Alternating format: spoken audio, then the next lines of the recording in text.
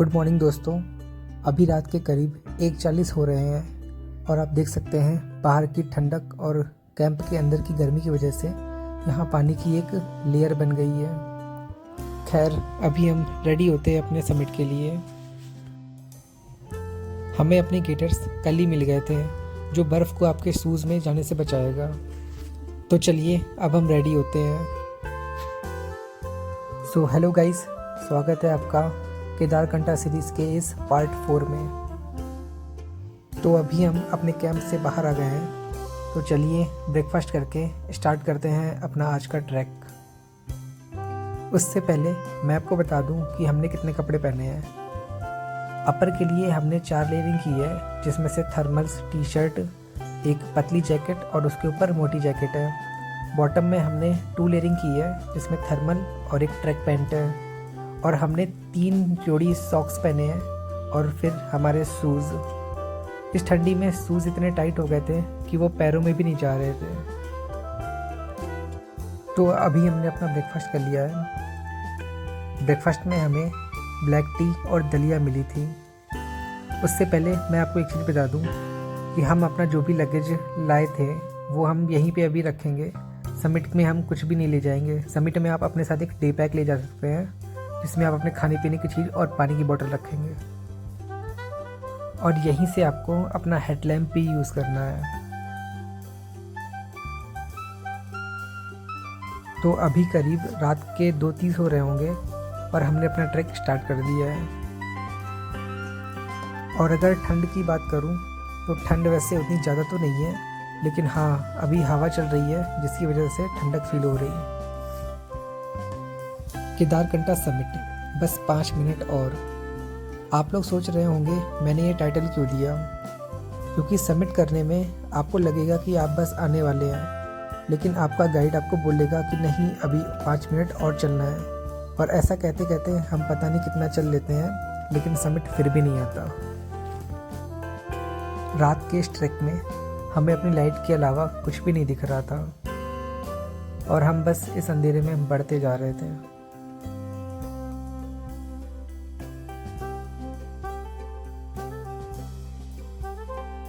Finally friends, इतना चलने के बाद हमें वो सामने अपने समिट दिख रहा है। अंधेरे में आपको नहीं दिख रहा होगा, लेकिन हमें यहाँ से दिख रहा है। और ये साथ ही हमारा एक ये रेस्ट पॉइंट आ गया, T point, Kedarkantha base camp से समिट के बीच का। तो चलते हैं और थोड़ा सा रेस्ट करते हैं यहाँ पे। तो अभी हम अपने आज के फर्स्ट टी पॉइंट पे पहुंच गए हैं, जहां से बहुत अच्छा व्यू आ रहा है। लेकिन इस अंधेरे में मैं आपको कुछ दिखा तो नहीं सकता, लेकिन इस अंधेरे में मैंने कुछ पिक्चर्स लेने का ट्राई किया। तो आप भी वो फ़ोटोज़ देखिए और बताइए कैसी लगी आपको फ़ोटोज़।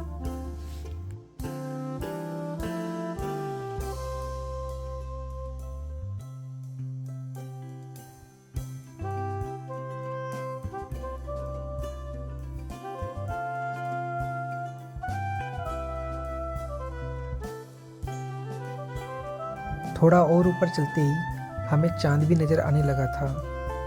तो उसकी फ़ोटो कुछ इस तरह की है।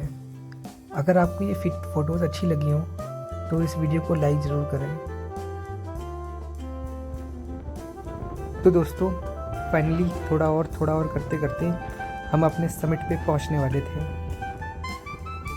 ऊपर पहुंचते ही हवा बहुत तेज चलने लगी थी और ठंडक भी बहुत बढ़ गई थी। लगभग 6 बजे तक हम समिट पे पहुंच गए थे। वहाँ एक अच्छी सी जगह देखकर हम बैठ गए और इंतज़ार करने लगे सूरज के निकलने का।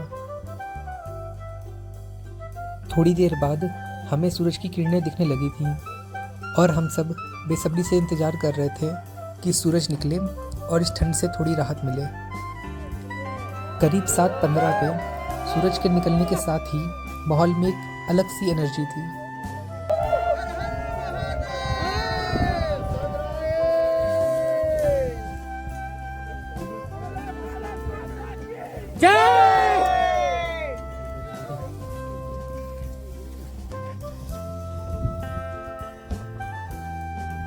सूरज के निकलते ही आसपास के पहाड़ भी मानो चमकने लगे हों।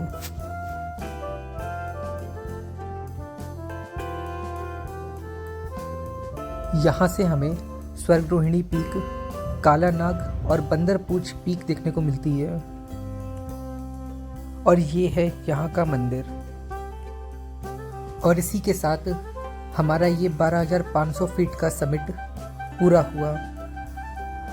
और अब समय है यहाँ से वापस जाने का। आते समय जो व्यूज़ आपने मिस किए थे, अब मैं आपको वो दिखाता हूँ।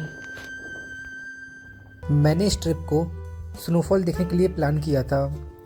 मुझे स्नोफॉल देखने को तो नहीं मिला, लेकिन पहाड़ों पे बर्फ़ की सफ़ेद चादर और जो व्यूज़ देखने को मिले वो स्नोफॉल से कम भी नहीं थे।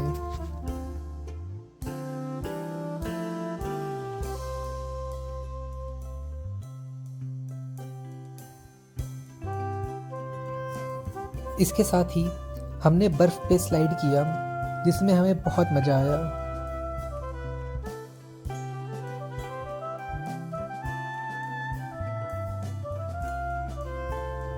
आप भी ज़रूर आइए इस ट्रैक पे और फील कीजिए जो हम सब ने किया। ये ट्रिप आपके लिए यादगार साबित होगा। आप नए नए लोगों से मिलेंगे और आप इस एक्सपीरियंस को कभी नहीं भूल पाएंगे। समिट पे आने के 2 रास्ते थे। हम जिस रास्ते से आए थे उससे वापस नहीं जा रहे थे, लेकिन ये रास्ता भी उतना ही खूबसूरत था जितना वो था। तो फाइनली इन बर्फ़ से ढके पहाड़ों को अलविदा कहने का समय आ गया। इन पहाड़ों से जाने का मन तो नहीं कर रहा था, लेकिन ये सोच के कि किसी दिन फिर वापस आएंगे इन पहाड़ों में, हम वापस लौटते हैं। और जाने से पहले मैं इन पहाड़ों से कहना चाहूँगा कि पहाड़ों, याद रखना, हम फिर मिलेंगे। वापस लौटते समय हम हर गांव से वापस गए थे, जहाँ का व्यू भी बहुत अच्छा था। इसके साथ ही सफ़र के स्टार्टिंग में जो लोग अनजान थे, इस सफ़र के अंत तक दोस्त बन गए थे।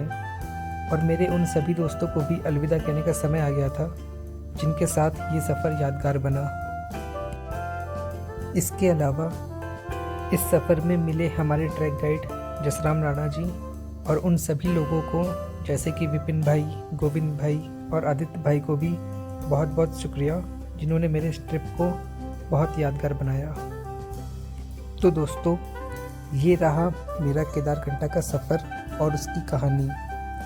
आप भी ऐसे ही निकल जाइए किसी सफ़र पे। ज़रूरी नहीं हर सफ़र पे आपके साथ कोई हो। अगर कोई साथ ना भी हो तो एक बार अकेले जाकर देखिए। सोलो ट्रिप का भी एक अलग ही एक्सपीरियंस है, जो आपको बहुत कुछ सिखाएगा। लेकिन घूमिए ज़रूर। फुल टाइम ना सही, मेरी तरह पार्ट टाइम में ही घूमने निकलिए। तो इसके साथ ही ये पार्ट टाइम ट्रैवलर आपसे अलविदा लेता है और आपसे फिर मिलेगा किसी और सफ़र में कुछ अलग एक्सपीरियंस के साथ। अगर आपको मेरी ये केदारकंठा की सीरीज़ अच्छी लगी हो तो वीडियो को लाइक और चैनल को सब्सक्राइब ज़रूर करिए। और अगर आपका कोई सवाल या डाउट हो तो हमें कमेंट करें। Thanks for watching.